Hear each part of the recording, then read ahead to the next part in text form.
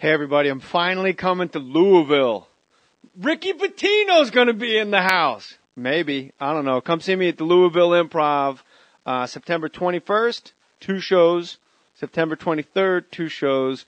And then the real fun show, Sunday, September 23rd. We're going to make it happen. Then, Zanies in Nashville, Tennessee, Tuesday the 25th and Wednesday the 26th. And then, check it out, I'm not done yet. I'm going to get everybody pregnant in Knoxville, Tennessee at Side Splitters Thursday, September 27th. That's my little swing through that part of the country. Louisville, 21st to the 23rd. Nashville, 25th and 26th. Knoxville, the 27th. Everybody's getting pregnant! Put your name on it. Just put your name on it. That's all I say. Be a man or a woman. Put your name on it. Well, I'd like to hear about it, potheads. How the fuck you gonna know how to be great if you don't study greatness? Look at the game tape. Donuts. Oh, yeah. Hey, you're not a bad-looking man, Mr. Gals. But you are, Blanche. You are in that chair. There's something wrong with us. Something very, very wrong with us. Oh, hey, buddy. Oh, yeah.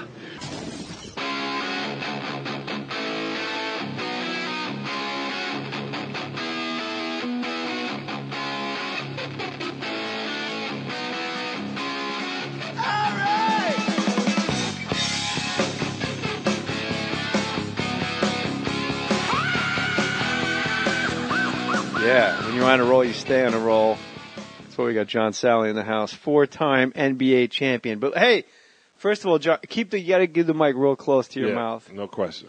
And you're a 7-footer, so you got a long way. We got the extra long Lou Rawls mic for you. Good God, baby.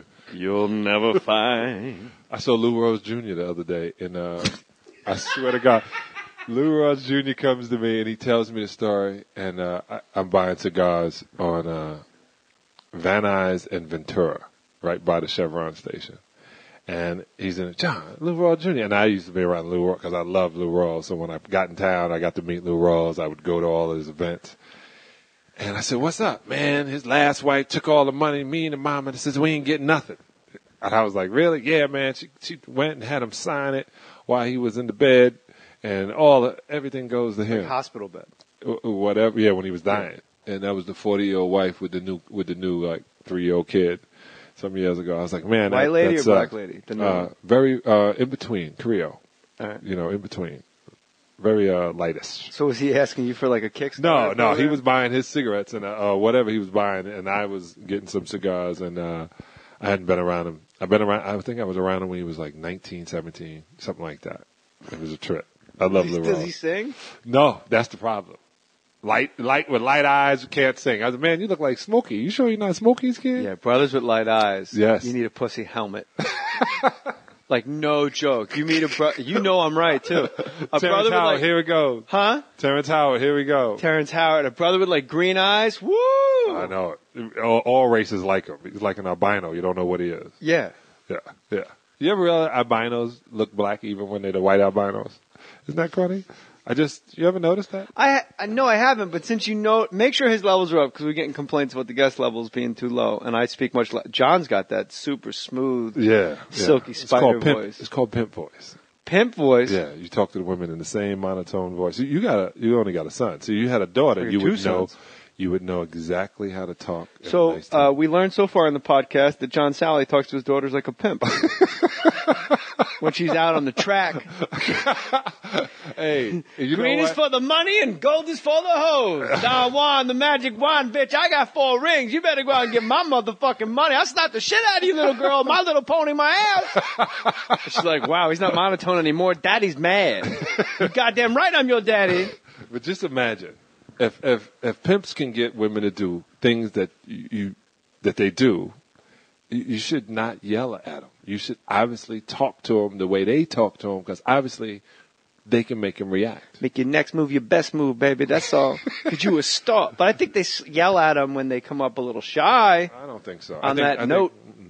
What do you mean, no? They slapped the shit out of him. That's why I don't leave. I saw the movie Pimps Up, Hoes Down. Oh, No, that's all you The need to American know. Pimp, Well, then you know all you need to know about They wind up marrying Pimps. their main girl at the end. Did you realize that? Pimps marry their main girls when they get old. You know, John Salley has an interesting So I point. hear. Harvey Keitel had to do his research for Taxi Driver about playing the pimp, which isn't in the original Paul Schrader script. Officer, I'm clean. This girl's 14 years old. You ain't never had no pussy that clean like that. It's like, and he goes, he says, and I'll get to my point, but I just love this line, and people seem to love the Keitel impressions he goes, look, do yourself a favor, pal. Don't have sex with her, because you come back every day with your paycheck. You could do whatever you want. You could come all over her face, fuck her in the mouth, fuck her in her ass. Hey, listen to me. No rough stuff. He says all that. And then he goes, but hey, like he's got to let's not get fucking crazy. No rough stuff. But Harvey Keitel had interviews with pimps to get into the role. He's like super method guy. Yes. And the pimp said, one thing you have to know, you love her. And he goes, oh, okay. He goes, no. Like you love her. This is the all-time love of your life, especially if it's your bottom bitch. Yes. And your bottom hoe. And there's that one scene of like Jodie Foster's met De Niro and she wants to tap out, and then he just starts slow dancing with her in the apartment, and it's kind of creepy, but it's kind of not. It's good. And then when you look back, you realize Keitel was playing it like he's in love with her. That's what it was. Gold is fun. Green is fun. Hey, if you're going to go to Amazon and buy something, go to JMohr.com, and I will read your purchases online. Our friend Greg Sgrasso. Greg's Sgrosso. That's 3 S's. Yes. Greg Sgrasso. In West Hollywood, that'd be Hi, girl. Hey, Greg. What's up, baby girl? I saw John Salley. He lost about 20 pounds. He's cute. Oh, keep it tight. JJ just hooked up my sister from hell. Maybe I should have said his name if the first sentence is sister from hell, who no one can ever buy anything for, with a $50 gift certificate from Amazon since she's turning 50. Wow. I went through your site, so you should get the little kickback touch from Amazon. Great job with the podcast. I really feel a part of the Mohr family. Love Barry Katz. He's got great stories. Peace. G Money. Barry Katz has how many kids now? 2 boys. I was around for the first one. Love his wife. Yeah, the whole family's cool. Yeah. More to the point, this guy, the reason I read Greg Sgrasso's was, if you're going to go to Amazon.com, you don't have to buy a thing. You can actually buy an Amazon gift certificate for somebody for like their birthday. But just go to JMohr.com, click the Amazon banner, and you can replace your Amazon link on your toolbar with JMohr.com. And anytime you want to go to Amazon, go to my website and buy stuff like John Salley business. Now, Wow. John Salley, This I is know some integration. That is the best integration I have seen. Bro, I got to get paid. That's right. Pay no I'm not on attention. Best Damn Sports Show for 10 years. Me like either. you. I know. I missed poor that show. I missed the whole network. Just decided to go, yeah, we're not really going to do anything for a while. My man John Entz is now the man. NFL Shanks is Network. above him, but then John Entz is the man at Fox. It's called Fox Sports 1, coming out next summer. Love John Entz. I know. I I called him. He never called me handpicked back. him to be on Mohr Sports Yeah. because he's the guy. You'll write a comedy piece, and John Entz is the guy that'll go, JMohr, Yeah. John Entz. Yeah. This is in person. Exactly how he sounds, too. JMohr, John Entz. And he's standing in front of you, and you've known him for 8 years. And you go, like if I go, John Salley, JMohr. Let me ask you a question. JMohr, John Entz. I just read the script that you and Ralphie May wrote. As a viewer, what? You sound just like him. I can't say without laughing, but hold on, it really taught me something. And then you need to talk more. I'm sorry. He goes, JMohr, John Entz. I just read the script you and Ralphie May, the sketch you and Ralphie wrote. As a viewer, why do I think this is funny? And at first 4 times he said it, I go, because it's just funny, dude. And he goes, but as a viewer, why do I think it's funny? Why is it funny to me as a viewer? And then the 5th time I said, you know what? Let me just play his game. And I realized like halfway through it wasn't funny. Like Really? as a viewer, it's just funny to us because we were smoking pot all the time. Right.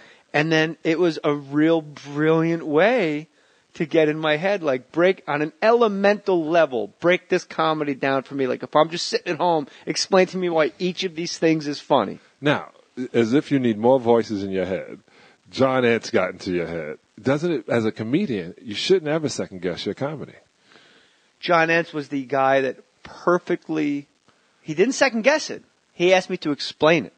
Oh. He never said, well, I don't think this is funny. JMohr, John Entz, I don't think this is funny.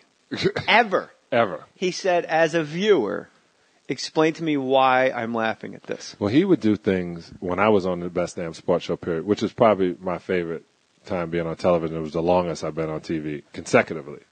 But he would let me get away with things, go places, because he knew I didn't like sitting still, do different pieces.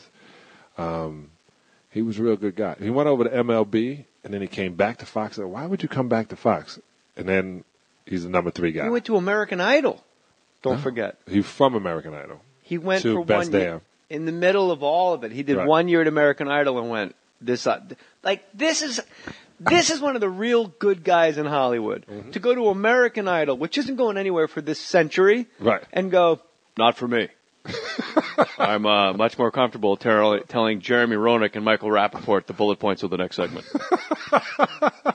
So you were on Best Damn Sports Show with one of my favorite arguments bursted out. Yes. And that was who would win in a fight with people that were on stage.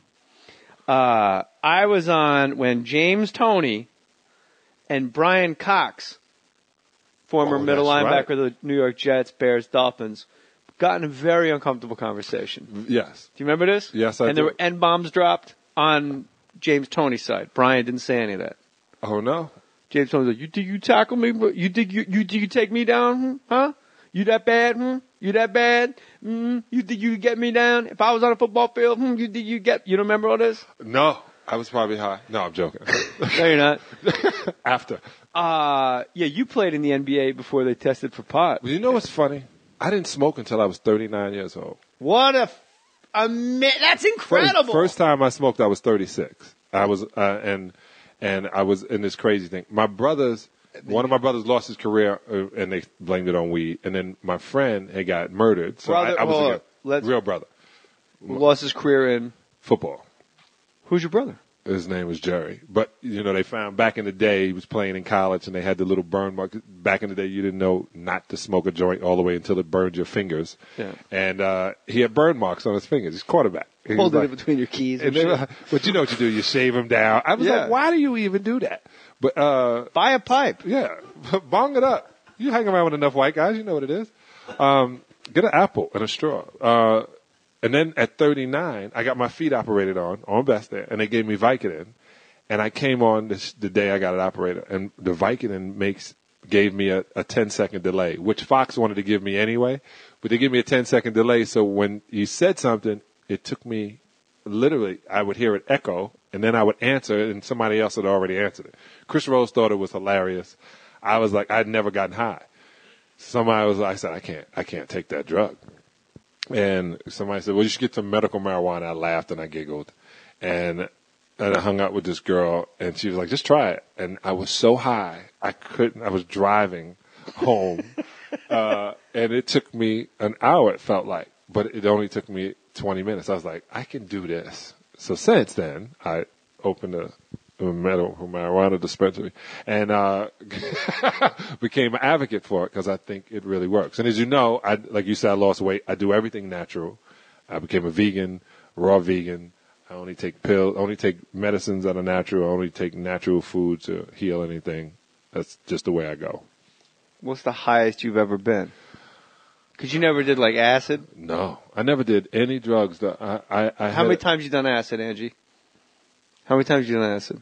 Matty boy. In the 20s, yeah. All of your 20s?